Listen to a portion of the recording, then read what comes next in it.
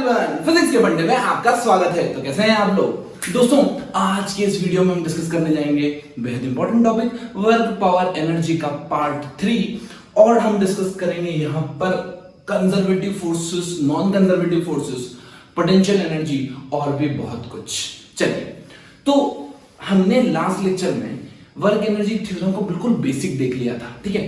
अब यहां पर बिल्कुल फ्रेश टॉपिक स्टार्ट कर रहे हैं। We are going to start a very new thing, conservative and non-conservative forces. Basically we have defined forces in two categories. First is conservative. What is this conservative force?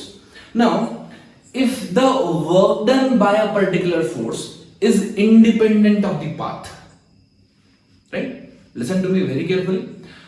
If the work done by a force is independent of the path, such forces are called as conservative force. In other words, what I can say? If the work done in a closed path is zero, then the work done is zero, then the force is said to be conservative forces. इसका मतलब क्या होता है? मान लीजिए मैंने एक point decide किया, जिसमें मैंने पॉइंट लिया A और दूसरा पॉइंट लिया B। ठीक बात? चलिए, अगर मुझे A से B पे जाना है तो मेरे पास बहुत सारे मल्टीपल ऑप्शंस हैं। ऐसे भी जा सकता हूं, ऐसे भी जा सकता हूं, ऐसे भी जा सकता हूं, right? I can go this way और this way. Let's say this is path 1, this is path 2 and this is path 3, right? चलिए, अब अगर मैं वर्क डन निकालूं और work done in path 1 is equals to work done in path 2 और equals to work done in path 3 आ जाए, इसका मतलब वो फोर्स कंजर्वेटिव फोर्स है।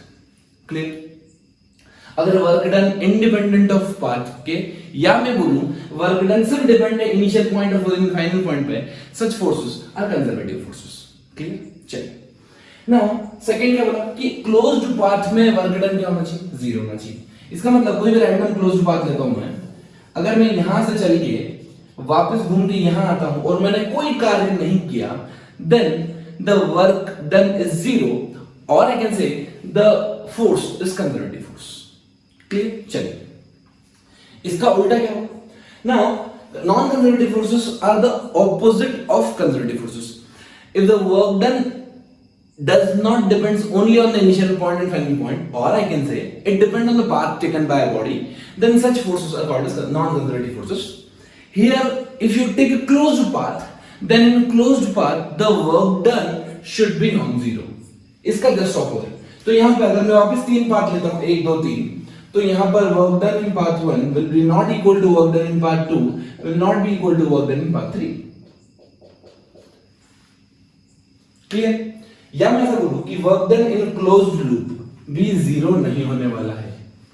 ठीक है? चलिए, अब एग्जांपल की बात करूं कि कौन आता है कंजर्वेटिव फोर्सेस में और कौन आता है नॉन कंजर्वेटिव फोर्सेस में, तो हम नॉन कंजर्वेटिव फोर्सेस बेसिकली याद रखिए ऐसे फोर्स जो हीट का डिसिपेशन करे या एनर्जी का डिसिपेशन करे, एनर्जी को खा जाए, such forces are non conservative forces. बस दिमाग में ये चीज रखना कि यार एनर्जी को जो लुप्त कर जाए, खा जाए, लॉस कर जाए, वो हमारे नॉन कंजर्वेटिव फोर्सेस के अंदर आएंगे। जैसे विस्कस फोर्स हो गया, ड्रैग फोर्स हो गया, फ्रिक्शन फोर्स हो गया, ये सब, right? Now second important point कि अब कंजर्वेटिव में कौन कौन आएगा? कंजर्वेटिव फोर्सेस के एग्जांपल होंगे ग्रेविटेशनल फोर्स और इलेक्ट्रोस्टैटिक फोर्स। इलेक्ट्रोस्टैटिक हम पढ़ेंगे 12th में और ग्रेविटेशनल पढ़ते हैं हम 11th में। ठीक है? तो ये इसके एग्जांपल हुए। अच्छा, अब मैं आपको एक छोटा सा प्रूफ दे देता हूं कि जो मैंने आपको सिखाया अभी तक वो सही है या नहीं, वो लॉजिकली अप्लाई होता भी है या नहीं।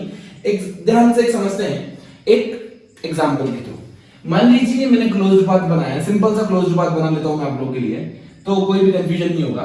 मैं मान लेता हूं कि ये मैंने क्लोज्ड पाथ लिया A B C, ठीक? ये पॉइंट A, ये पॉइंट B और ये point C।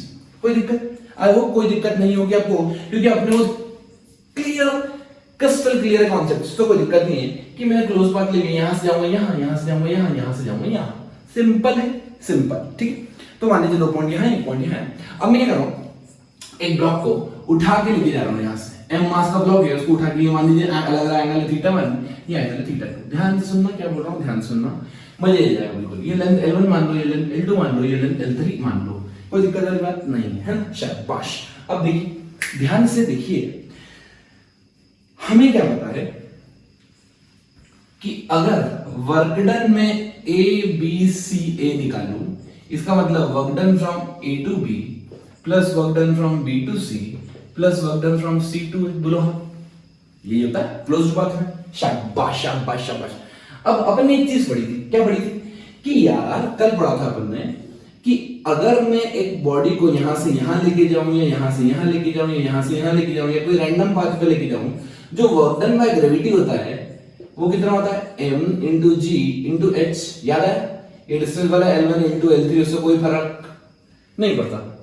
Work done by gravity होता है mg, प्लस माइनस का साइन अपन देख लेंगे, ऊपर जा रहा है कि नीचे जा रहा है, लेकिन वर्क डन क्या होता है, जिसे मान लो नीचे जा रहा है, ऊपर से नीचे जा रहा है, ठीक है, तो फोर्स भी नीचे और डिस्प्लेसमेंट भी नीचे। अगर दोनों नीचे है तो दोनों के बीच में एंगल कितना होगा, 0 डिग्री cos 0 1। इसका मतलब वर्क डन हो गया पॉजिटिव, वर्क डन हो गया पॉजिटिव, ये आ गया मेरा mgh। अब ध्यान सुनना बच्चों, जो प्यारा कॉन्सेप्ट आएगा। अब यहां से आंसर को मुझे पता है कि यार अगर मैं इसको h मान लूं, ऐसे मानने में क्या जा रहा, मान लो, मानने में क्या जा रहा, मान लो, ठीक है, तो ये हो जाएगा, ध्यान से देखना, इधर से इधर ये θ2 है, मुझे पता L2 θ2 से कोई मतलब नहीं है, वर्क डन क्या आएगा mgh, तो मैं B से C में लिखता हूं m into g into h। C से m में क्या आएगा, C से m, ध्यान से देखना, वर्क डन कैसे निकालते हैं इसका, फोर्स डॉट डिस्प्लेसमेंट, मतलब फोर्स लग रहा है नीचे, डिस्प्लेसमेंट हो रहा है इधर, दोनों में एंगल कितना 90, cos 90 0, तो वर्क डन हो गया 0, खेल ही खत्म।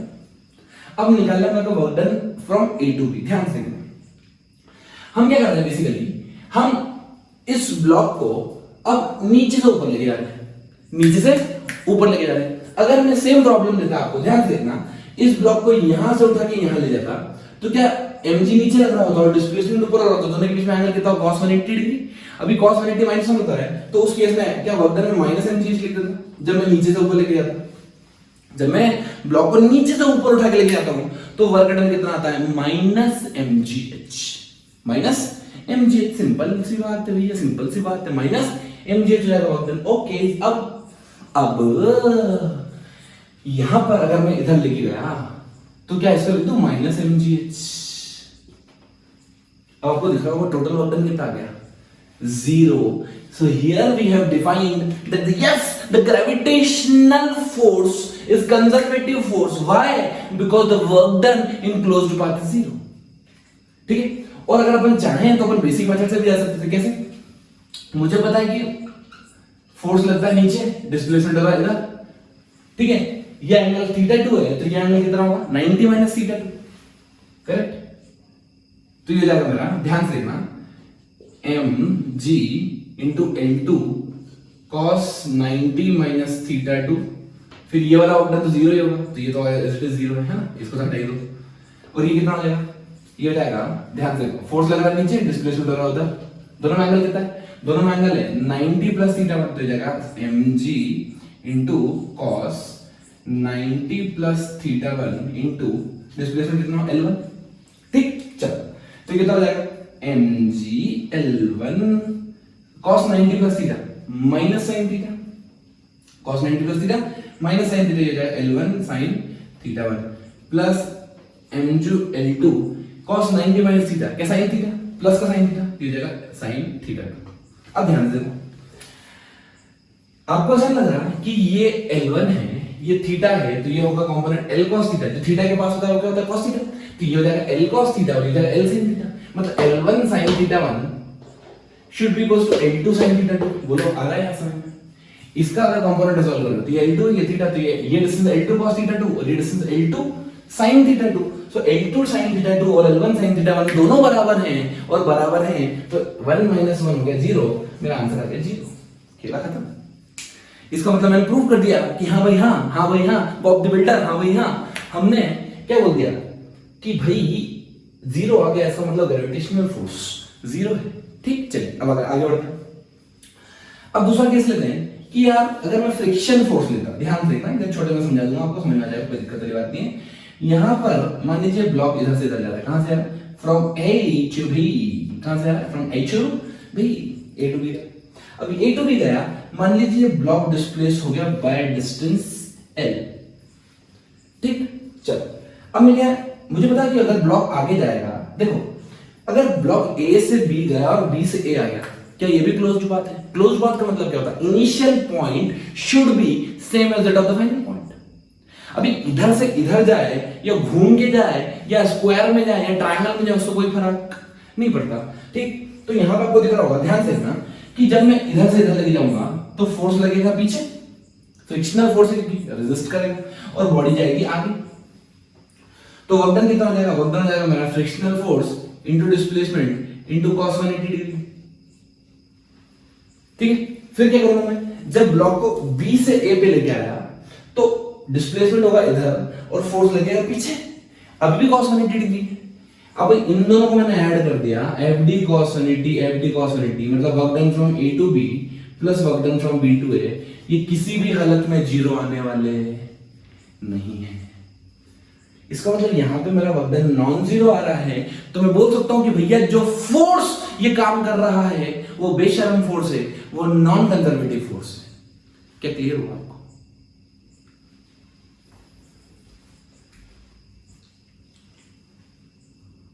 कंजर्वेटिव और नॉन कंजर्वेटिव फोर्सेस समझने के बाद हमें एक डाउट आना चाहिए कि चलो ठीक है, समझ तो गए कि हाँ ये फोर्स कंजर्वेटिव है, ये फोर्स नॉन कंजर्वेटिव है। जिसमें क्लोज्ड लूप में वर्क डन जीरो होता है वो कंजर्वेटिव, और जिसमें नॉन जीरो होता है वो नॉन कंजर्वेटिव। अब अगर मान लीजिए कोई प्रॉब्लम आ गया, कोई फोर्स दे दिया उन्होंने, तो पहचानेंगे कैसे कि ये कंजर्वेटिव है या नॉन कंजर्वेटिव है? उसके लिए मेरे पास एक बढ़िया तरीका है, आई होप आपको पसंद आएगा, और उससे आप रैपिड फायर तरीके से बताने लग जाएंगे कि हाँ ये फोर्स कंजर्वेटिव है, non conservative, conservative, non conservative and so on. तो शुरू करते हैं। इसको मेथड को सिखाने के पहले मुझे आपको एक चीज सिखानी होगी, उसको बोलते हैं method of partial differentiation. Partial differentiation.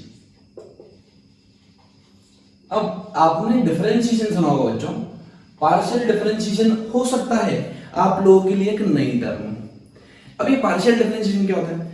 मान लीजिए कि मैं नॉर्मल डिफरेंशिएशन की बात करूंगा, तो अगर मेरे पास कोई फंक्शन है y equals to x square, तो अगर मुझे dy बाय dx निकालना होता है तो ये कितना होता है? 2x। क्लियर? अच्छा, अगर मेरे पास कोई फंक्शन है x इंटू वाई, ठीक है, कोई फंक्शन है, अब मैं इसको डिफरेंशिएट करना है, बेसिकली ये प्रोडक्ट रूल लगेगा यार। क्यों प्रोडक्ट रूल लगेगा? क्योंकि यहाँ पे x भी वेरिएबल है, y भी वेरिएबल है। तो मैं क्या करता हूं, x y dash plus y x dash. याद है आपको ये चीज? है? चलिए, u v रूल किससे बताया था मैंने? ये u डॉट v वाला रूल से बताया था, u v dash plus v u dash, ठीक। अच्छा भाई, बहुत बढ़िया भाई, मजा आया भाई, समझ में आया भाई। तो आपको एक चीज समझ में आएगी यहाँ पे कि अगर मैं डिफरेंशिएशन करता हूं तो पार्शियल डिफरेंशिएशन उससे कुछ अलग चीज होगी, ठीक है। तो पार्शियल डिफरेंशिएशन का सिंबल थोड़ा सा डो टाइप बनाते हैं, इसको कभी कभी डो बोलते हैं, डेल भी बोल लो, कोई दिक्कत नहीं है। ये होता है डेल बाय डेल एक्स, वो डी बाई डी एक्स होता था, ठीक है। अब यहां पर एक चीज आपको समझना है कि यार जो पार्शियल डिफरेंशिएशन होता है, ठीक है, जब भी मैं पार्शियल डिफरेंशिएशन करता हूं तब मैं अगर जिसके रेस्पेक्ट से करता हूं, ध्यान सुनना, अगर मैं x के रेस्पेक्ट से कर रहा हूं तो मैं सिर्फ x को वेरिएबल मानूंगा, बाकी पूरी दुनिया को कांस्टेंट मानूंगा। लेकिन यहां पे हम ऐसा नहीं करते थे। यहां पे अगर हम किसी के रेस्पेक्ट से करते थे, जो भी वेरिएबल क्वांटिटी हो सबको डिफरेंशिएट करना पड़ता है, ठीक है। लेकिन ये थोड़ा सिंपल है, ये आसान है। अगर आप x के रेस्पेक्ट से डिफरेंशिएट कर रहे हो, x को छोड़ के पूरी दुनिया कांस्टेंट, y के रेस्पेक्ट से कर रहे हो तो y को छोड़ के पूरी दुनिया कांस्टेंट, z के रेस्पेक्ट से कर रहे हो तो y z को छोड़ के बाकी सब x y z जो भी आए उसमें x y जो भी आए, z के रेस्पेक्ट से कर रहे हो तो z को छोड़ के बाकी जो भी वेरिएबल आए सबको क्या मानना है? आपको कांस्टेंट मानना है, ठीक। तो मैं आपको समझा देता हूं एक तरीके से। मान लीजिए मैंने निकाला del by del x of x square, ठीक है। अब x के रेस्पेक्ट से कर रहे हो तो x को कांस्टेंट नहीं मान सकते, इसका डिफरेंशिएशन क्या होगा? 2x। अब आप बोलोगे यार इसमें और उसमें डिफरेंस ही क्या है? सेम है। तो मेरा आंसर है हाँ सेम है, लेकिन कब तक? जब तक ये फंक्शन मैच करे। जैसे ही फंक्शन चेंज हुए, ध्यान से देखना बच्चों, मेरे पास कोई फंक्शन आ गया, मान लीजिए x y x into y, ये वाला फंक्शन। अब क्या होगा, अगर मैं डिफरेंशिएट करूं उसको y के x से रिस्पेक्ट से, पहले x से करूं, अगर मैं डिफरेंशिएट करूं उसको y x के रिस्पेक्ट से, तो जाएगा del by del x of x into y।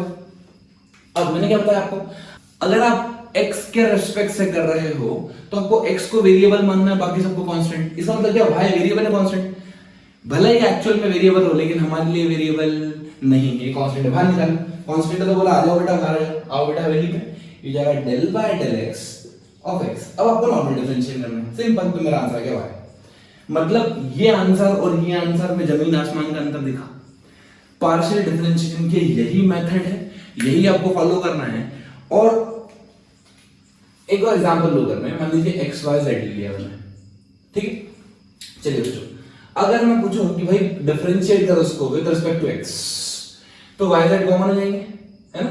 y z अगर बाहर आ गए, कांस्टेंट हो गए, तो मेरा आंसर क्या जाएगा, yz into D by D x of x।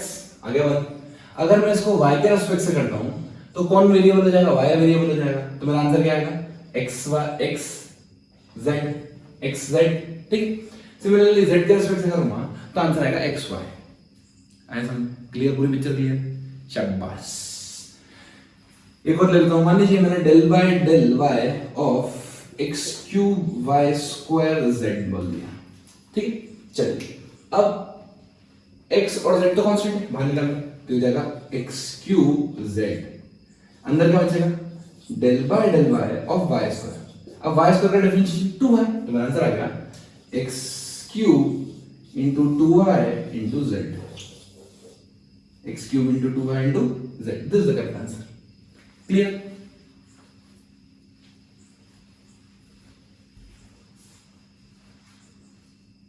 अब मैं आपको वो मेथड बताऊंगा जिससे आप फोर्स को देखते ही बता दोगे ये कंजर्वेटिव है या नॉन कंजर्वेटिव है।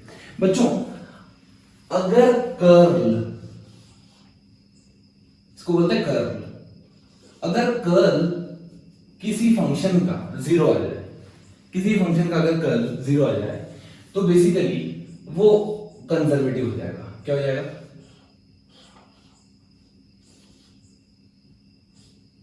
कंजर्वेटिव हो जाएगा, राइट।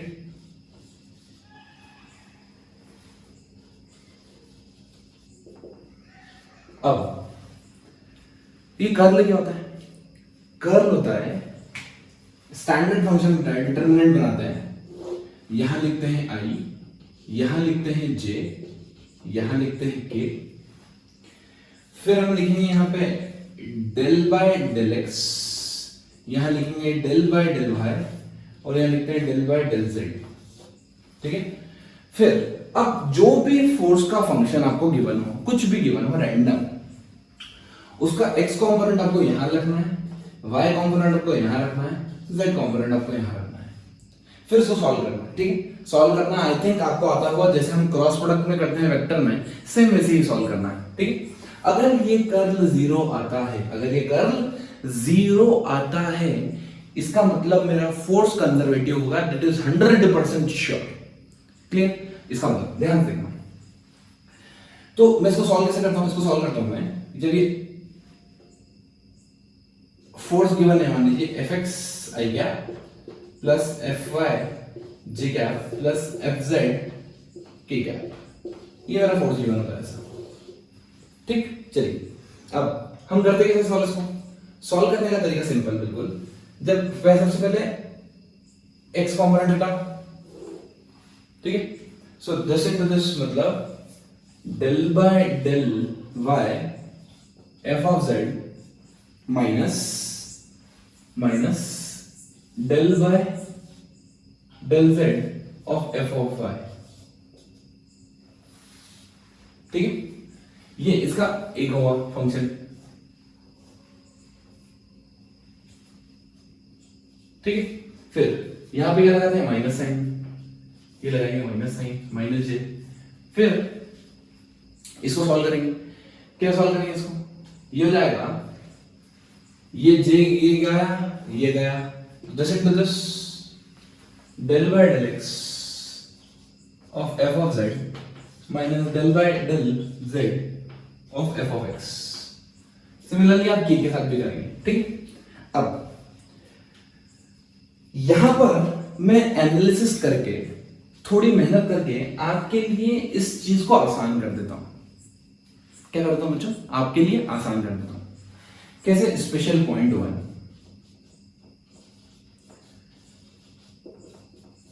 ये मेथड तब लगाना बच्चों जब फोर्स थोड़ा कॉम्प्लिकेटेड गिवन हो, तो इस मेथड से आंसर 100% आएगा, ठीक है। लेकिन थोड़ा सा कॉमन सेंस लगाएं तो हम डिफरेंशिएट कर सकते हैं उसको देख के ही, और हम बता सकते हैं कि यार ये कंजर्वेटिव होगा कि नहीं। तो हमने 3 तरह के कंजर्वेटिव फोर्स पढ़े हैं, या हम पढ़ेंगे अब। पहला कि अगर फोर्स कांस्टेंट है, ध्यान से देखना क्या बोल रहा हूं मैं। अगर मेरा फोर्स कांस्टेंट है, if force is having constant value, अगर फोर्स कांस्टेंट है मतलब फोर्स कांस्टेंट कैसे होगा? जैसे मान लीजिए फोर्स मेरा 2i cap plus 2j cap plus 3k cap, क्या ये मैग्नीट्यूड और डायरेक्शन दोनों में कांस्टेंट है? इसका मतलब फोर्स कांस्टेंट है। अगर मेरा फोर्स कांस्टेंट है तो आंख बंद करके बोल दीजिए कि ये कंजर्वेटिव होगा, ये कंजर्वेटिव होगा। क्यों मैं वैसा बोल पा रहा हूं इतना कॉन्फिडेंस के साथ? क्योंकि मैंने थोड़ा सा दिमाग लगाया है। आपको भी सिखाता हूं कैसे, ध्यान दीजिए। इसको मैं बोल रहा हूं कंजर्वेटिव। कैसे? ध्यान से। मुझे पता है कि यार अगर मैं यहां पे कोई भी कांस्टेंट नंबर डाल देता हूं, कोई भी 1 2 या 3 ऐसा कुछ भी डाल देता हूं रैंडम, यहां पे 2 2 3 डाला हुआ है, 2 2 3 डाल देते हैं। अगर मैं इसका डिफरेंशिएट करूंगा, बेसिकली अपने क्या करना है? डिफरेंशिएट करना है। तो कांस्टेंट का डिफरेंशिएशन 0 ही होगा, तो मेरा आंसर क्या आएगा? हमेशा 0। मतलब ये 100%, अगर कोई फोर्स मेरा कांस्टेंट है तो वो 100% कंजर्वेटिव होगा, आंख बंद करके लगता है। दूसरा केस है कि जब मेरा फोर्स गिवन कैसा हो? x का फंक्शन i के साथ हो, y का फंक्शन j के साथ हो, और z का फंक्शन k के साथ हो। ठीक है, कुछ भी हो सकता है रैंडम। ये हो सकता है 2x i cap plus 3y cube j cap plus 2z square k cap. तो आपको दिख रहा है कि यार हाँ एक चीज दिख रही है मेरे को, क्या दिख रही कि x का फंक्शन i के साथ है, y का फंक्शन j के साथ है, और z का फंक्शन k के साथ है। अब मैं ऐसा क्यों बोल रहा हूं? ध्यान से देखो। अगर मैं यहाँ पे कोई भी x का फंक्शन रखता हूँ, ठीक है, कोई भी रैंडम रखता हूँ, x का function x square y square जो आपकी मर्जी हो, मैं ये वाला रखता हूँ। ये देखो, ये 2x है ना, फिर यहाँ पर रखा 3y क्यूब, और यहाँ रखा 2z स्क्वायर, वो z है ना, 2z स्क्वायर।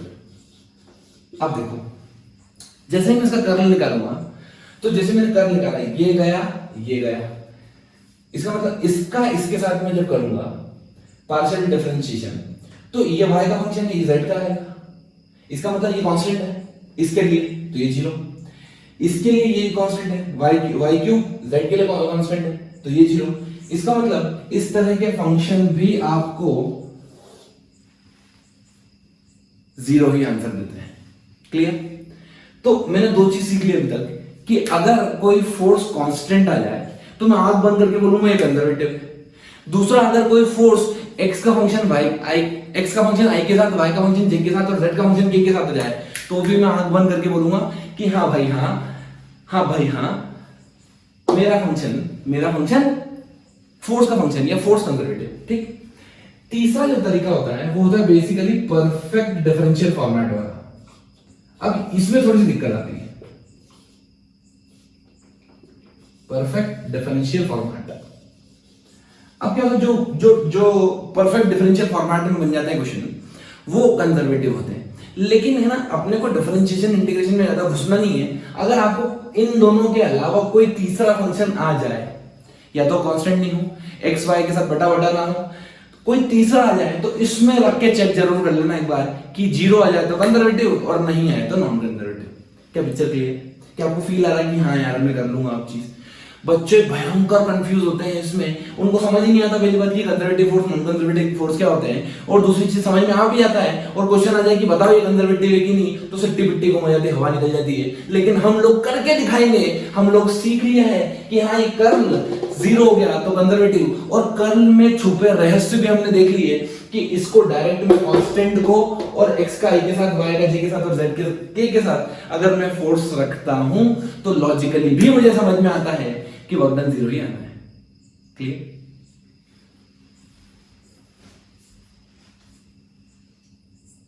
तो आइए बच्चों लेते हैं कुछ एलटीक्यू ताकि हमें क्लियर हो जाए कि हमें निकालना कैसे है वर्क कंजर्वेटिव फोर्सेस और नॉन कंजर्वेटिव फोर्सेस का। तो यहाँ पे आप देख के बता सकते हैं कि अगर मैं पूछूं ये फोर्स बच्चों कंजर्वेटिव है नॉन कंजर्वेटिव, तो आप आंख बंद करके बोल सकते हैं कंजर्वेटिव। क्यों? ये कांस्टेंट है। क्लियर? चलिए अगर मैं सेकंड पूछूं कि ये वाला कंजर्वेटिव है नॉन कंजर्वेटिव, फिर आप दूसरी बात फिर आंख बंद करके बोल सकते हैं कि हाँ x का फंक्शन i के साथ है, y का फंक्शन j के साथ है, ये भी कंजर्वेटिव है। ठीक, चलिए अब तीसरे और चौथे क्वेश्चन में कुछ रैंडम अलग चीज है। इसका मतलब मैं यहाँ क्लेम नहीं कर सकता कि ये कंजर्वेटिव है नॉन कंजर्वेटिव, अपन को निकाल के ही देखना पड़ेगा। ठीक है, तो हम वही फॉर्मेट बनाते हैं फिर i j k do by do x या फिर del by del y del by del z।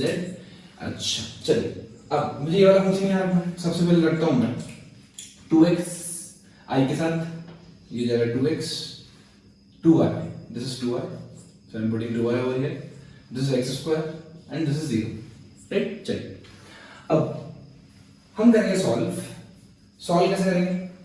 पहले इसको और इसको, ठीक है, किसी को भी सॉल्व कर दीजिए, तो मैं लास्ट वाले को सॉल्व कर दूंगा। ये क्या आना चाहिए? 0 आना चाहिए, ध्यान से। It means del by del x, ठीक है, del by del this into this minus this into this, so del by del x into x square minus del by del y into 2y। क्या आना चाहिए? 0 आना चाहिए। क्या आना चाहिए? 0 आना चाहिए। बस सिंपल सी बात, सिंपल। अब ध्यान से हो जाएगा 2x x के रिस्पेक्ट से कर रहा हूं, यहां पे मैं y के रिस्पेक्ट से कर रहा हूं, तो ये हो जाएगा -2 0। क्या ये 0 आ रहा है? नहीं, ये सिर्फ एक ही पॉइंट पे 0 आ रहा है, x = 2 पे, लेकिन ये 0 नहीं आ रहा है। इसका मतलब अगर ये कुछ आ रहा है x, तो ये 0 नहीं है, इसका मतलब ये नॉन कंजर्वेटिव फोर्स हो। कौन सा फोर्स हो गया? Non conservative. अब ये चेक करते हैं, ये क्या फोर्स है?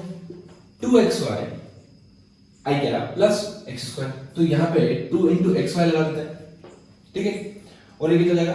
x square is this. अब फिर से सॉल्व करते हैं, तो या तो i के लिए सॉल्व करो, j के लिए, k के लिए, अलग-अलग सॉल्व करने का मतलब नहीं, सबसे बेस्ट है k के लिए सॉल्व कर दो, तो ये जाएगा दिस इनटू दिस, मतलब ये कितना जाएगा? Del by del x of x square minus del by del y of 2xy। ठीक, चलिए तो आपको दिख रहा है कि यार ये x स्क्वायर है, x स्क्वायर का डिफरेंशिएशन कितना होगा? 2x, x स्क्वायर का डिफरेंशिएशन 2x, और यहाँ पे y के रिस्पेक्ट से कर रहे हैं, मतलब क्या 2x कॉमन है, मतलब कांस्टेंट है। अगर 2x कांस्टेंट है, बाहर निकाल दो, तो ये कांस्टेंट बाहर निकले 2x, d by dy y बन कितना होगा? 1, तो ये 2x - 2x, बच्चों कितना का आंसर? 0। इसका मतलब ये दिख तो नहीं रहा हमें, लेकिन ये है conservative force, this is conservative nature. I hope आपको एकदम क्लैरिटी आ गई होगी कि हाँ हम निकाल सकते हैं, और कॉन्फिडेंस तो भयंकर आया होगा। अब दोस्तों हम बात करेंगे एनर्जी के ऊपर, राइट? तो ये एनर्जी हमारे पास बहुत सारे टाइप्स की होती है। Generally kinetic energy, potential energy, chemical energy, solar energy, wind energy और ढेर एनर्जी होती है, लेकिन हमको मेन फोकस करना है पोटेंशियल एनर्जी और काइनेटिक एनर्जी पे। तो दोनों को समझते चलते हैं एक एक करके। सबसे पहले बात करते हैं काइनेटिक एनर्जी की। जो काइनेटिक एनर्जी होती है वो होती है basically it is a energy possessed by a body by virtue of its motion। अगर कोई बॉडी मूव कर रही है, कोई बॉडी मोशन में है, उसके पास कोई स्पीड है, तो उसके पास हम बोलते हैं एक एनर्जी है, वो है काइनेटिक एनर्जी। ठीक है, तो काइनेटिक एनर्जी का फॉर्मूला होता है 12 × m × v स्क्वायर। अब बच्चों आपके दिमाग में एक क्वेश्चन आना चाहिए कि यार अगर काइनेटिक एनर्जी 12 × मास × वेलोसिटी का स्क्वायर होती है, बच्चों वेलोसिटी स्केलर है वेक्टर, वेलोसिटी वेक्टर। अगर मैं काइनेटिक एनर्जी की बात करूं तो काइनेटिक एनर्जी क्या स्केलर क्वांटिटी है कि वेक्टर क्वांटिटी? तो ये वेक्टर है, वेक्टर का स्क्वायर। आई होप आप शायद समझ गए होंगे कि स्पीड हम यहां पर लेते हैं v स्क्वायर, या फिर मैं ऐसा बोलूं कि एनर्जी जितने भी टाइप की होती है ये सिर्फ स्केलर ही होती है। मैंने आपको एग्जांपल दिया था वर्क डन की क्या स्केलर क्वांटिटी। इसका मतलब यार 100% अगर एलएचएस स्केलर है तो आरएचएस भी क्या होगा? स्केलर ही होगा। लेकिन यार ये जो वेलोसिटी है ये तो वेक्टर है, अभी वेक्टर का स्क्वायर करके कैसे आ जाएगा? ध्यान से देखना, तो बेसिकली वेक्टर का स्क्वायर नहीं करते हम क्या लेते हैं? हम लेते हैं dot product, v vector dot v vector. जब भी मैं दो वेक्टर का डॉट प्रोडक्ट लेता हूं मुझे क्या मिलता है? Scalar quantity. I will always get a scalar quantity. इसका मतलब हाँ भाई समझ में आ गया, ये भी स्केलर वो भी स्केलर, भाई भाई ठीक। चलिए, तो this is the energy possessed by the body by virtue of its motion. कहीं भी बॉडी मोशन में है, मूव कर रही है, तो मैं बोल सकता हूं कि हाँ इसके पास क्या होगी? काइनेटिक एनर्जी होगी ही होगी। ठीक, चलिए यूनिट इसकी जूल होती है, तो उसमें कोई घबराने वाली बात नहीं है। अब बात करते हैं सबसे इंपॉर्टेंट एनर्जी की, दैट इज पोटेंशियल एनर्जी। अब बच्चों ये इतना इंपॉर्टेंट है एनर्जी, इतना इंपॉर्टेंट, इतना इंपॉर्टेंट, इतना इंपॉर्टेंट, इतना इंपॉर्टेंट, इतना इंपॉर्टेंट कि इसको समझना बहुत आसान है, लेकिन कुछ लोग इसको बड़ा टफ बना देते हैं। कैसे? ध्यान से देखना यार। पहली बात तो पोटेंशियल एनर्जी ऐसे डिफाइन ही नहीं होती, ठीक है? आप किसी भी पॉइंट की पोटेंशियल एनर्जी या एक पोटेंशियल निकाल नहीं पाओगे। हम जो निकाल पाते हैं वो हमेशा डिफरेंस निकाल पाते हैं। पहला पॉइंट आपको ध्यान रखना है, you can not find the potential energy of a particular point, you can only find the potential energy का डिफरेंस। ठीक है? क्यों मैं ऐसा क्यों बोल रहा हूं? क्योंकि पोटेंशियल एनर्जी को डिफाइन करने के लिए मुझे रेफरेंस कंसीडर करना पड़ता है। अब यार रेफरेंस क्या होता है? बेसिकली अगर मैं पोटेंशियल एनर्जी की डेफिनेशन पे जाऊं तो पोटेंशियल एनर्जी की डेफिनेशन बोलती है it is the energy possessed by the body by virtue of its configuration and shape. इसका मतलब जैसा बॉडी का शेप है या उसका कॉन्फ़िगरेशन है, कॉन्फ़िगरेशन मतलब कैसा मास डिस्ट्रीब्यूटेड है विद इन द बॉडी, उस पर डिपेंड करती है potential energy of the body. ठीक है? आपने पोटेंशियल एनर्जी का फॉर्मूला पढ़ा भी होगा, mgh, लेकिन उसमें बहुत सारी चीजें आप मिस कर गए। वो क्या क्या है हम सब डिस्कस करेंगे एक एक करके, ध्यान से देखना। तो सबसे जो इंपॉर्टेंट पॉइंट होता है वो ये होता है कि potential energy is defined only for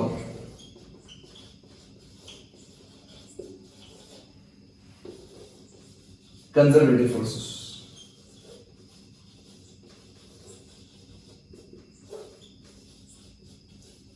potential energy सिर्फ और सिर्फ कंजर्वेटिव फोर्सेस के लिए ही डिफाइन होती होगी। शायद आपने सुना भी होगा gravitational potential energy, spring potential energy, या फिर अगर 12th में आप चले जाएंगे तो आपने 12th में इलेक्ट्रोस्टैटिक पोटेंशियल एनर्जी पढ़ी होगी, लेकिन आपने कभी भी frictional potential energy, viscous potential energy ये सब नाम नहीं सुना होगा। क्यों? क्योंकि पोटेंशियल एनर्जी उन लोग की डिफाइन ही नहीं है। पोटेंशियल एनर्जी सिर्फ और सिर्फ कंजर्वेटिव फोर्स के लिए ही डिफाइंड है। ये पहला पॉइंट जो आपको नोट करना है। ठीक है? दूसरा इंपॉर्टेंट पॉइंट होता है कि potential energy depends on reference. It depends on reference, मतलब जो रेफरेंस लाइन आप लोगे potential energy at a particular point उस लाइन पर डिपेंड करेगा। या किसी लाइन पर डिपेंड कर रहा है, मतलब मेरे रिस्पेक्ट से अगर कोई बॉडी है उसकी पोटेंशियल एनर्जी मेरे रिस्पेक्ट से अलग आएगी, आपके रिस्पेक्ट से अलग आएगी, किसी तीसरे बंदे के हिसाब से अलग आएगी, जब तक तीनों के रेफरेंस अलग अलग होंगे। अगर तीनों के रेफरेंस सेम हो गए तो पोटेंशियल एनर्जी क्या आएगी? सेम। लेकिन किसको पता? अरे मैं दूसरे माले पे खड़ा हूं, मान लो अभी मैं सेकंड फ्लोर पे खड़ा हूं, तो मेरे हिसाब से ग्राउंड ये है। अब जो बंदा नीचे खड़ा है जमीन पे उसके हिसाब से ग्राउंड तो वो है। तो अगर मैं पोटेंशियल एनर्जी डिफाइन करूंगा mgh, तो दोनों के एच अलग आ जाएंगे, मतलब दोनों के हिसाब से potential energy of the body क्या जाएगी? अलग अलग। अब देखो एक इंपॉर्टेंट पॉइंट यहां पर ये है कि भाई पोटेंशियल एनर्जी तो डिपेंड करती है रेफरेंस पे, लेकिन difference between the potential energy of two point, difference of potential energy between two points always remain fix. इसका मतलब पोटेंशियल एनर्जी का डिफरेंस कभी भी रेफरेंस पे डिपेंड नहीं करता। ठीक है? सब चीज आपको समझ में आ जाएगी एक छोटे से फिगर से। कैसे? ध्यान से देखो। मान लो मैंने एक बनाया पहाड़, ये नीमी चढ़ गया पहाड़ वाला, सर रैंडम बना लो, ऐसे कुछ भी जा रहा है ना। अब सबसे पहले अगर मुझे पोटेंशियल एनर्जी डिफाइन करना है, तो मुझे रेफरेंस बनाना पड़ता है बच्चों। हमेशा याद रखना, आपको भी रेफरेंस बनाना पड़ेगा। हालांकि उससे कोई फर्क नहीं पड़ता, आप रेफरेंस कहीं भी बना सकते हो, कोई फर्क नहीं पड़ता। मैं फिर बोल रहा हूं, कोई फर्क नहीं पड़ता, आंसर हमेशा आता है। लेकिन एक प्रॉब्लम में अगर आपने कोई एक लाइन को या एक फ्रेम को या एक पॉइंट को रेफरेंस बना लिया, पूरी प्रॉब्लम में वो सेम बना के रखना, वरना गलती हो जाएगी। अब ध्यान से देखो, मैं क्या कर रहा हूं, मैं इसको रेफरेंस बना रहा हूं, रेफरेंस बना लिया, ये लिखते हैं रेफरेंस, ठीक है। अभी रेफरेंस की पोटेंशियल एनर्जी में जीरो मानता हूं, रेफरेंस की पोटेंशियल एनर्जी क्या मानता हूं मैं, जीरो मानता हूं। और आपको ये पॉइंट भी ध्यान रखना है, जब आप mgh लिखते हो तो ये h क्या होती है, ये हाइट होती है कहां से, आपके रेफरेंस से। इसका मतलब you consider the surface of the earth to be at zero potential, then you define the potential energy at height h from the surface of the earth to be mgh। इसका मतलब ये mgh potential energy नहीं है, ये difference in the potential energy है। कहां से, ground से या अर्थ की सरफेस से रेफरेंस लेके। So this minus zero, this is the potential difference at the point. और आप बोलते हो कि पोटेंशियल एनर्जी किसी बॉडी की mgh है, mgh नहीं बेटा, डिफरेंस mgh है। डिफरेंस कितना है, mgh आपके रेफरेंस से। क्योंकि जैसे ही हम ग्रेविटेशन चैप्टर में जाते हैं तो ग्रेविटेशन चैप्टर में हम बोलते हैं कि नहीं, potential energy surface of the earth की जीरो नहीं होती, इंफिनिटी पे चले जाओ तब जीरो होती है। तो सारे प्रिंसिपल ही बदल जाएंगे, सारे खेल ही बदल जाएंगे। इसीलिए जो डिफरेंस ऑफ पोटेंशियल एनर्जी होता है वो जीरो होता है, वो mgh होता है। डिफरेंस ऑफ पोटेंशियल एनर्जी क्या होता है बच्चों, mgh होता है। इसलिए अंतर नहीं आता, लेकिन आपको कॉन्सेप्चुअल क्लैरिटी आनी चाहिए कि हाँ भाई ऐसा होता है, हमको रेफरेंस मानना पड़ता है। रेफरेंस कोई कहीं भी मान सकता है, आंसर सेम आता है, लेकिन पोटेंशियल डिफरेंस निकालते हैं और उसकी वैल्यू रेफरेंस पर डिपेंड नहीं करती। चलिए अब मैंने रेफरेंस बना लिया, रेफरेंस को मैंने बोला पोटेंशियल एनर्जी जीरो है, ये मैंने पॉइंट ले लिया ए, ये मैंने बोला बी और बोला सही। इसकी हाइट मैंने मान ली h1, इसकी मान ली h2, इसकी मान ली h3, ठीक, ये हाइट क्लियर। चलो बहुत बढ़िया, बहुत ही बढ़िया मेरे प्यारे प्यारे बच्चों। अब ध्यान से, अगर मैं पोटेंशियल एनर्जी 1 का लिखूं, फिर से बात कर रहा हूं, पोटेंशियल एनर्जी नहीं लिख पाऊंगा, डिफरेंस लिख पाऊंगा, लेकिन मैंने रेफरेंस बना लिया है तो एनीथिंग माइनस जीरो वही हुआ है। इसका मतलब पोटेंशियल एनर्जी इस पॉइंट की लिखी मैंने, इसके रेफरेंस लेते हुए, ये हो गया mgh1। बोलो बोलो, इस पॉइंट की पोटेंशियल एनर्जी कितनी हुई, mgh2, और इस पॉइंट की पोटेंशियल एनर्जी कितनी हुई, mgh3। ठीक है, एक बॉल रखी मैंने, m मास की ना, ऐसा मत बोलना कि आप मास तो ही, m मास की ना बॉल रख दी एक, ठीक। चलो अब एक काम करता हूं, अगर मैं काम करूं तो ध्यान से करना, मैं काम करता हूं पोटेंशियल एनर्जी ये ए की है, ये बी की है, सी की है, एक काम करता हूं डिफरेंस निकालता हूं। Potential energy of point B minus point A कितना हो जाएगा, mgh2 माइनस h1, और ये कितना हो जाएगा, potential energy of point C minus potential energy of point B, mgh3 minus h2। Clear. अब चलते हैं आगे। अभी हमने रेफरेंस किसको माना, अभी हमने रेफरेंस माना था इसको, इस लाइन को। अब एक काम करता हूं, जब मेरी मर्जी मुझे किसे रेफरेंस मानना है तो मैं क्यों इसको मानूं, मैं मानता हूं इसको रेफरेंस। ये लो, मैंने क्या मान लिया, ये रेफरेंस मान लिया, न्यू रेफरेंस। अभी न्यू रेफरेंस की पोटेंशियल एनर्जी कितनी जाएगी, जीरो, ठीक है। चलो अब अगर मैं पोटेंशियल एनर्जी ए की कैलकुलेट करूं विद न्यू रेफरेंस तो जीरो जाएगी, ए की पोटेंशियल एनर्जी क्योंकि वो रेफरेंस पे आएगी, ठीक बात।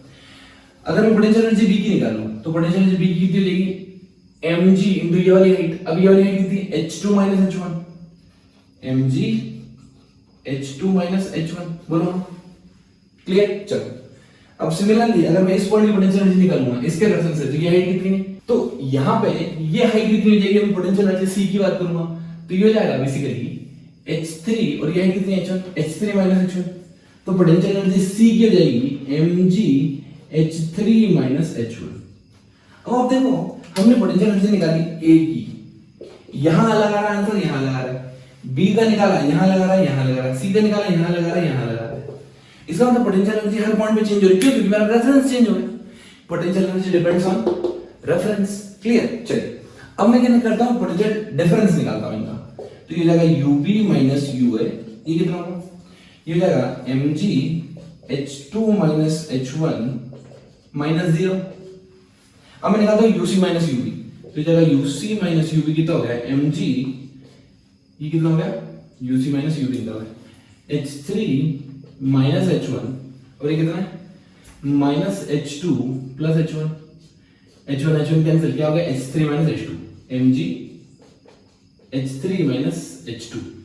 अब आप देख रहे होंगे कि यार पोटेंशियल डिफरेंस जब मैंने निकाला तो यहाँ H2 माइनस H1 आया, यहाँ भी H2 माइनस H1 आया। सिमिलरली यहाँ H3 माइनस H2 आया, यहाँ भी H3 माइनस H2 आया। पोटेंशियल एनर्जी को डिफरेंस को कोई मतलब नहीं, रेफरेंस कहीं भी मानूं, डिफरेंस हमेशा सेम आता है। क्लियर?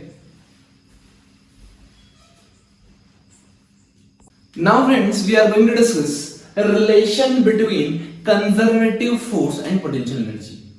अब आप सोचोगे यार फोर्स तो वेक्टर क्वांटिटी और पोटेंशियल एनर्जी स्केलर क्वांटिटी है। एक स्केलर क्वांटिटी को एक वेक्टर क्वांटिटी से मैं कैसे कंपेयर कर सकता हूँ? एक के पास डायरेक्शन है, एक के पास डायरेक्शन नहीं है। यही इस टॉपिक की ब्यूटी है बच्चों, ध्यान से देखते चलना क्या क्या होता है।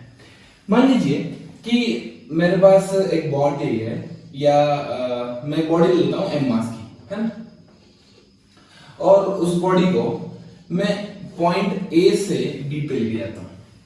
ठीक, एम मास की बॉडी, इसको मैं ए से बी पे लेके जाता हूं, सीधा लेता हूं। ठीक, अच्छा, अगर मैं इसको सीधा लेके, ध्यान से देखना, तो ये मैं मान लेता हूं रेफरेंस, क्योंकि पोटेंशियल एनर्जी डिफाइन करने के लिए मुझे क्या चाहिए होता है? रेफरेंस। अगर मुझे रेफरेंस चाहिए तो इसको पोटेंशियल एनर्जी मान लेता हूं 0। ठीक है, यहां पे हाइट मैंने h1 है, इसकी पोटेंशियल एनर्जी कितनी हो जाएगी फाइनल mgh। मैं कहां से लेके जा रहा हूं? a से b। ठीक, चलिए अब मैं निकाल रहा हूं change in potential energy. Final potential energy minus initial potential energy, so it will be mgh minus 0। मेरा क्या आंसर है? mgh। Change in potential energy delta e कितनी होगी? mgh। राइट, चलिए अब मैं निकालता हूं वर्क डन। जब मैं a से b पे गया तो वर्क डन बाय ग्रेविटी निकालता हूं। ठीक है, सो अगर मैं वर्क डन बाय ग्रेविटी निकालता हूं तो work done by gravity is equals to mg force into displacement into cos theta. अभी cos कितना है? फोर्स नीचे लग रहा है, mg नीचे लग रहा है और डिस्प्लेसमेंट कहां रहा है? ऊपर, तो ये जाएगा cos 180 डिग्री। ये cos 180 डिग्री माइनस mg चल जाएगा। तो एक रिलेशन तो मैंने यहां से निकाल दिया कि क्या इसको मैं ग्रेविटेशनल फोर्स कंजर्वेटिव फोर्स है। ठीक है, अगर मैं अर्थ और बॉडी को एक सिस्टम मान लूं तो क्या इंटरनल फोर्स बन जाएंगे? मैं ऐसे लिख सकता हूं work done by internal conservative forces, work done by internal conservative forces, क्योंकि मुझे पता है पोटेंशियल एनर्जी सिर्फ और सिर्फ किसके लिए डिफाइन होती है बच्चों? सिर्फ और सिर्फ कंजर्वेटिव फोर्सेस के लिए ही डिफाइन होती है, इसलिए मैं कंजर्वेटिव के ही इक्वेट कर सकता हूं, अदरवाइज मैं इक्वेट नहीं कर सकता। So work done by internal conservative forces equals to negative of the change in the potential energy. ये बेहद इंपॉर्टेंट फॉर्मूला निकल के आ गया हमारे सामने, और ये आपको आगे जाके बहुत ज्यादा काम आने वाला है। ठीक है, इसको मैं कैसे लिखता हूं? इसको मैं इस फॉर्मेट में लिखता हूं, integration of f dot dr force dot displacement is equals to minus delta u। This is also another important format in which we can write this. लेकिन आपको याद रखना है यहाँ पे मैं फोर्सेस कंजर्वेटिव फोर्सेस ही ले सकता हूं, इसके अलावा कोई फोर्स नहीं ले सकता। अब मुझे फोर्स दिया हो, डिस्प्लेसमेंट दिया हो, दोनों का डॉट प्रोडक्ट करके मैं निकाल सकता हूं change in potential energy easily. ठीक है, मुझे पता है फोर्स वेक्टर है, डिस्प्लेसमेंट वेक्टर है, दोनों का डॉट प्रोडक्ट करूंगा, स्केलर आ जाएगा। लेकिन यार एक चीज मेरे को समझ में नहीं आई कि अगर मुझे पोटेंशियल एनर्जी गिवन हो तो क्या मैं फोर्स निकाल सकता हूं? अगर मुझे एक स्केलर नंबर गिवन हो तो क्या मैं फोर्स निकाल सकता हूं? मतलब स्केलर नंबर से क्या मैं डायरेक्शन ऐड करके उसमें फोर्स निकाल सकता हूं? तो आंसर यहां है, और यही ब्यूटी है जो हम समझने जा रहे हैं। ध्यान से देखिए बच्चों, अगर मैं चाहूं तो क्या इसको लिख दूं f dot dr equals to du with negative sign. क्या मैं इसको लिख सकता हूं force equals to minus du by dr? ये हो जाएगा ब्लेंडर, ये हो जाएगी गलती। क्यों हो जाएगी गलती? ध्यान से समझना। या कोई भी पोटेंशियल एनर्जी का अगर कोई फंक्शन है तो बेसिकली क्या वो पोटेंशियल एनर्जी स्केलर है तो उसको डिफरेंशिएट किया मैंने, तो क्या उसमें डायरेक्शन ऐड हो जाएगी? स्केलर को डिफरेंशिएट करने के बाद डायरेक्शन नहीं मिलेगी मेरे को डायरेक्शन, फोर्स तो वेक्टर ना। हम यहाँ पे एक नया कॉन्सेप्ट लगाएंगे पार्शियल डिफरेंशिएशन का, जो हमने सीख रखा है ऑलरेडी, राइट? तो यहाँ पे पार्शियल डिफरेंशिएशन कैसे करते हैं, यहाँ पे हम लिखते हैं कि change in the potential energy is equals to minus del u by del r is equals to force.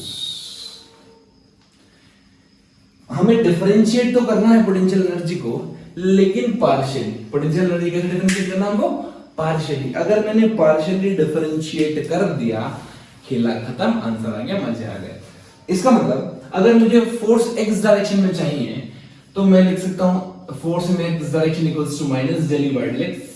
मुझे अगर फोर्स y डायरेक्शन में चाहिए तो मैं लिख सकता हूं minus del by del y of u, और अगर z डायरेक्शन में चाहिए तो minus del by z of u। अब आपको पता है पार्शियल डिफरेंशिएट कैसे करते हैं, मुझे सफाई देने की कोई जरूरत नहीं है। मैं जो नेट फोर्स होता है F नेट या F टोटल, इसको मैं ऐसे लिखता हूं Fx i cap plus Fy j cap plus Fz की कैप, या फिर मैं इसको ऐसे लिख सकता हूं minus del u by del x i cap, minus बाहर निकाल लेता हूं मैं ताकि प्लस प्लस हो जाएगा सब कुछ, इसको बाहर निकाल लो पूरे माइनस को, plus del by del y of potential energy in the j direction plus del by del y del z of potential energy in the k direction. This will give you the total force value. Clear? चलिए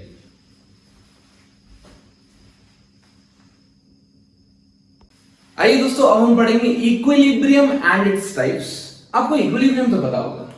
equilibrium होता है when the net external force acting on the particle is zero, the body is said to be in equilibrium.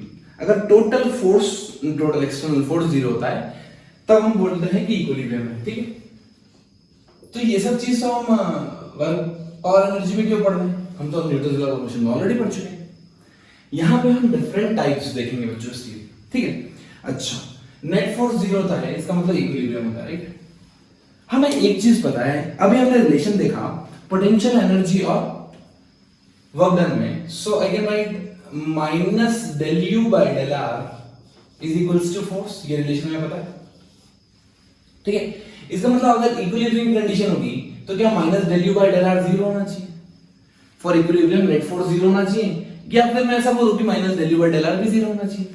अब ध्यान से देखिए एक चीज, यार ये पोटेंशियल एनर्जी का ग्राफ है। अगर मैं किसी भी ग्राफ को डिफरेंशिएट करता हूं, किसके बीच में ग्राफ बनाना है, u और r के बीच में। ठीक है, पोजीशन है मेरी पोटेंशियल एनर्जी, इसके बीच में ग्राफ बनाया और ग्राफ का डिफरेंशिएशन जीरो, मतलब स्लोप जीरो। क्या होना चाहिए बच्चों, स्लोप क्या होना चाहिए, जीरो। स्लोप जीरो मतलब लाइन कैसे आनी चाहिए, ऐसे आना चाहिए। अगर किसी पोटेंशियल एनर्जी और पोजीशन का ग्राफ का स्लोप अगर जीरो आ गया तो मैं बोलूंगा yes this is the point where the equilibrium exist. इस पॉइंट पे इक्विलिब्रियम एग्जिस्ट करता है। क्लियर? चलिए, तो ये दोनों पॉइंट्स को ध्यान में रखते हुए हमने तीन different type of equilibrium define किए बच्चों। देखते हैं कैसे। मान लीजिए एक रिंग है या स्फीयर मान लीजिए, और यहां पर मैंने एक बॉल रख दी ऐसे। ठीक है, ये फिक्स है, आउटर वाला फिक्स मान के चलो, और सेकंड केस में यहां बॉल रख दी, थर्ड केस में मैंने यहां बॉल रख दी। ठीक, चलिए अभी क्या हुआ, बॉल रेस्ट में, मतलब इक्विलिब्रियम है, यहां पर इक्विलिब्रियम है, यहां पे भी बॉल रेस्ट में, इसका मतलब यहां भी इक्विलिब्रियम है, और यहां भी बॉल रेस्ट में, मतलब यहां भी इक्विलिब्रियम। इक्विलिब्रियम मतलब नेट फोर्स जीरो, mg नीचे लग रहा होगा और नॉर्मल ऊपर लग रहा होगा। यहां भी mg नीचे, नॉर्मल ऊपर, mg नीचे, नॉर्मल ऊपर, they are cancelling each other. ठीक, चलो, तो बॉडी इक्विलिब्रियम है क्योंकि नेट फोर्स बॉडी के ऊपर कितना है, जीरो आ रहा है। अब ये नेट फोर्स जीरो है, इसका मतलब इक्विलिब्रियम तो है। अब पहचाने कैसे कौन सा इक्विलिब्रियम, तो बोलते हैं ये पहचानने के लिए बॉडी को थोड़ा सा डिस्प्लेस कर दो, बॉडी को थोड़ा सा डिस्प्लेस कर दो, इतना सा डिस्प्लेस कर दो। अगर डिस्प्लेस करने के बाद बॉडी इनिशियल पोजीशन पे वापस आ जाती है तो स्टेबल, इसको बोलते हैं स्टेबल इक्विलिब्रियम। क्या बोलते हैं बच्चों, स्टेबल इक्विलिब्रियम। मुझे पता है कि अगर थोड़ा सा डिस्प्लेस कर दिया तो फाइनली वो यहीं पर आना है, अपनी ओरिजिनल पोजीशन पर ही आना है। ठीक है, अगर मैंने बॉडी को डिस्प्लेस किया, क्या है बॉडी वापस यहां पे आएगी, कभी नहीं आएगी। इस तरह के इक्विलिब्रियम को बोलते हैं अनस्टेबल इक्विलिब्रियम। और अगर अपने बॉडी को थोड़ा सा डिस्प्लेस कर दिया तो वो नई जगह पे चली जाएगी। इस तरह के इक्विलिब्रियम को बोलते हैं neutral equilibrium. So now we have three types of equilibrium, stable, unstable और न्यूट्रल। और इनको पहचानने का तरीका ये है, पहली बात तो फोर्स जीरो होना चाहिए, या फिर मैं ऐसा बोलूं del U by del R क्या होना चाहिए, जीरो होना चाहिए। क्लियर? चलिए अब इसको एक एग्जांपल से और समझते हैं। मान लीजिए मैंने एक पहाड़ एलिमेंट बना दिया ऐसा, ये ऐसा है। अब मैंने बॉल यहां रखी, एक यहां रखी और एक यहां रखी। तो आपको दिख रहा होगा यार एक चीज कि यहां पे कौन सा इक्विलिब्रियम हुआ, यहां पे होगा मेरा अनस्टेबल इक्विलिब्रियम, क्योंकि एक बार डिस्प्लेस करने के बाद ये बॉल कभी वापस नहीं आएगी। लेकिन इस केस में जब बॉल बॉटम मोस्ट पॉइंट पे है, अगर मैं थोड़ा सा भी डिस्प्लेस करता हूं तो बॉडी वापस अपनी इनिशियल पोजीशन पे आएगी। ये कौन सा इक्विलिब्रियम हुआ? This is stable, this one is unstable. और यहां पे बॉडी थोड़ी सी डिस्प्लेस करने के बाद नई पोजीशन पे जाएगी, तो ये कौन सा हुआ? न्यूट्रल। ठीक है, तो दोनों एग्जांपल इसीलिए दिए जाते हैं, इसके लिए टाइप्स ऑफ इक्विलिब्रियम डिफाइन करने के लिए। जो पॉइंट आपको यहां पर नोट करना है वो ये है कि जब स्टेबल इक्विलिब्रियम होता है तो पोटेंशियल एनर्जी सिस्टम की होती है मिनिमम, उससे कम पोटेंशियल एनर्जी सिस्टम की हो ही नहीं सकती। सबसे लीस्ट पोटेंशियल एनर्जी जब सिस्टम की हो तो समझ जाना कि हाँ भाई उस पॉइंट पे स्टेबल इक्विलिब्रियम एग्जिस्ट करता है। ठीक है, मैथमेटिकली इसको निकालने का एक तरीका और है। मैं क्या करता हूं, मैं मान लेता हूं कि सबसे पहले अगर कोई फंक्शन दे रखा है u, तो इसको डिफरेंशिएट करेंगे del u by del r, फिर उसको जीरो पुट करेंगे। जैसे मैं उसको जीरो पुट करता हूं तो मुझे कुछ वैल्यूज आ जाती है, मान लो r1 r2 ऐसे कुछ वैल्यूज आ गई। ठीक है, फिर हमको क्या करना होता है, हमको कॉन्सेप्ट ऑफ मैक्सिमम मिनिमम निकालना होता है बच्चों। अगर double differential d2 by dr2 अगर पॉजिटिव आता है, इसका मतलब पोटेंशियल एनर्जी मिनिमम है, और पोटेंशियल एनर्जी मिनिमम है मतलब इक्विलिब्रियम मेरा स्टेबल हो जाएगा। ये स्टेबल की कंडीशन है। ठीक है, सिमिलरली अगर ये डबल डिफरेंशिएट करता हूं, डबल डिफरेंशिएट करने के बाद ये वैल्यू पुट करता हूं, और अगर मिनिमम आता है मतलब नेगेटिव आता है। ठीक है, अगर पॉजिटिव आए तो स्टेबल, अगर नेगेटिव आता है तो ये हो जाएगा अनस्टेबल, और अगर जीरो आता है तो ये हो जाएगा न्यूट्रल। क्लियर?